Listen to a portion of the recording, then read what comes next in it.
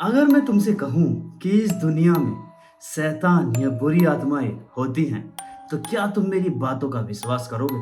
और अगर तुम विश्वास नहीं करते हो, तो इस वीडियो को पूरी देखने के बाद तुम शैतानों पर विश्वास करने लगोगे। क्योंकि जिन लोगों का इन शैतानों से सामना हुआ था, उन लोगों ने बाकायदा उन शैतानों की रिकॉर्डिंग की थी, जो कि आज मैं इस वीडियो में तुम्हें सुनाने वाला हूँ। तो अगर आप कमजोर दिल के हैं, तो मैं तुम्हें सलाह दूंगा कि ये वीडियो तुम रात में या अकेले बिल्कुल मत देखना, क्योंकि इस वीडियो को देखने के बाद तुम्हारी हालत पतली होने वाली है। और अगर तुम बिना डरे इस वीडियो को पूरा देख लेते हो, तो मैं पक्का यकीन दिलाता हूँ कि आज तुम्हें भूत या शैतानों पर पक्का विश्वास हो जाएगा।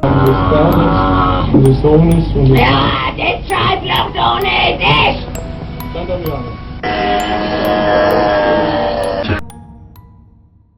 तो कहानी है एनालिस मिसाइल की, जिसका जन्म 21 सितंबर 1952 को हुआ था। मिसाइल की फैमिली में सभी लोग बहुत ही ज्यादा धार्मिक और भगवान में विश्वास रखने वाले लोग थे, और यहीं पर मिसाइल को पूरे परिवार में सबसे ज्यादा प्यार दिया जाता था। 16 साल की उम्र तक मिसाइल की जिंदगी बहुत ही ज्यादा सही चल रही थी। मिसाइल ने हाई स्कूल पास किया, हाई स्कूल के बाद वो कॉलेज गई। लेकिन फिर 1968 की एक रात को मिसाइल के साथ कुछ ऐसा अजीब हुआ, जिसने मिसाइल के शरीर और दिमाग को पूरी तरह तोड़कर रख दिया। उस रात मिसाइल ने महसूस किया कि अचानक से उसका शरीर अकड़ने लगा है। अचानक से उसे सांस लेने में दिक्कत होने लगी। वो बोलना चाह रही थी, लेकिन वो बोल नहीं पा रही। ऐसा लग रहा था जैसे किसी चीज ने उसे बांध लिया हो, जैसे वो चीज उसे बोलने नहीं देना चाह रही थी। यहाँ तक कि उसका कंट्रोल अपने ऊपर से इतना हट गया था कि उसने बेड पर ही पेशाब कर दिया। अब उस दिन के बाद मिसाइल की जिंदगी बिल्कुल बदल गई थी। वो कहीं भी, किसी भी जगह, कभी भी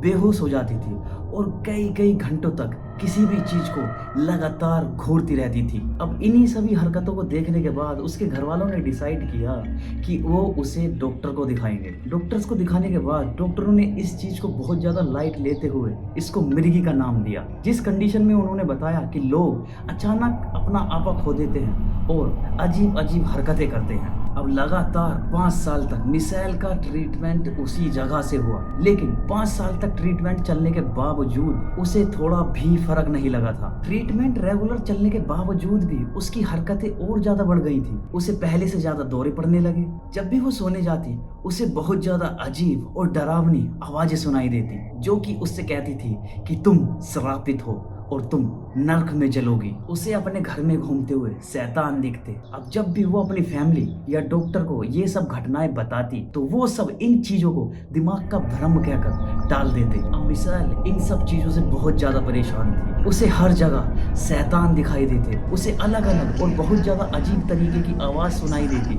जो कि आपस में ही लड़ रही होती थी। बार बार जब डॉक्टर को ये सब चीजें बताई, तो डॉक्टर ने दवाइयों का डोज पहले से ज्यादा बढ़ा दिया। अब मिसाइल दिन भर में 20-20 गोलियां खाती थी, लेकिन मिसाइल को उन सब चीजों से कोई भी फर्क नहीं पड़ रहा था। मिसाइल अब और भी ज्यादा खतरनाक और भी ज्यादा डरा देने वाली हरकतें करने लगी थी। वो रात रात भर जागती, रात रात भर चिल्लाती, यहाँ तक कि वो अपने नाखूनों से दीवारों को खरोचती। जब उसका खाने का मन करता, तो अपने घर में घूमते कीड़े मकोड़े वो खाकर पेट भरती, और जब उसका पीने का मन करता, तो अपना ही पेशाब फर्श पर कर कर वो पी लेती। वो कीड़ों और मरे हुए पक्षियों को अपने दांतों से छीलकर कच्चे को ही खा जाती।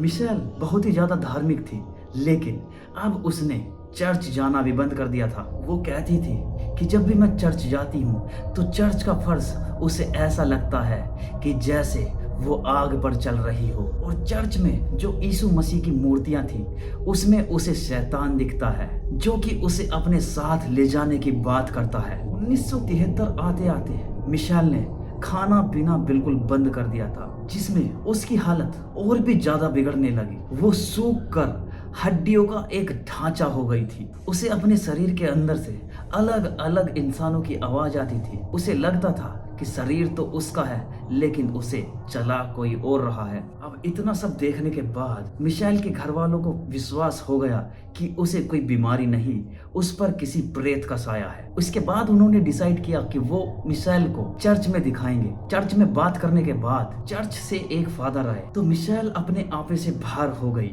और एक भारी आवाज में बात करने लगी, जो कि ना तो किसी औरत की लग रही थी और ना ही किसी आदमी की। वो आवाज इतनी भयानक थी कि एक बार को तो फादर के भी रोंगटे खड़े हो गए। अब इतना सब देखने के बाद फादर ने ये सब चर्च में बताया। चर्च ने डिसाइड किया कि मिशेल को ठीक करने के लिए 2 फादर जाएंगे, जिसके बाद उन फादर्स ने मिशेल के साथ 10 महीनों तक 67 बार एक्सोर्सिज्म किया, जो कि बहुत ही ज्यादा खतरनाक होता है। एक्सोर्सिज्म एक तरह का झाड़ फूक होता है जो कि कुछ मंत्र और क्रॉस और पवित्र पानी के साथ किया जाता है। अब इन एक्सोर्सिज्म में मिशेल ने कुछ ऐसी हरकतें की थी जो कि बिल्कुल अनएक्सेप्टेड थी। जब भी फादर्स मिशेल के साथ कोई भी एक्सोर्सिज्म करते तो वो वहाँ सबूत के तौर पर टेप रिकॉर्डर लगाकर उन सब चीजों की रिकॉर्डिंग करते। जब भी एक्सोर्सिज्म होता Je suis la bête qui monte de la mer.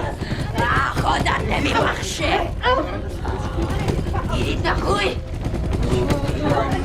Motherfucker. Catch me again, I'll rip out your fucking eyes. Does she speak English?